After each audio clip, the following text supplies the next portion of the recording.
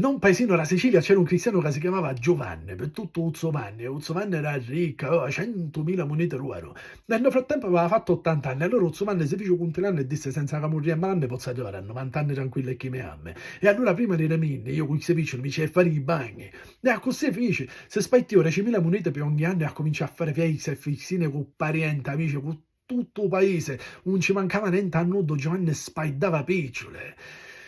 Però non è che siamo noi che a poter decidere quanto campavamo. E arrivo io che Giovanni fece 90 anni, poi 95, poi 100, poi 105, arrivò sino a 108 anni. Ma ai 90-108 anni si fece senza manco una lira in sacchietta.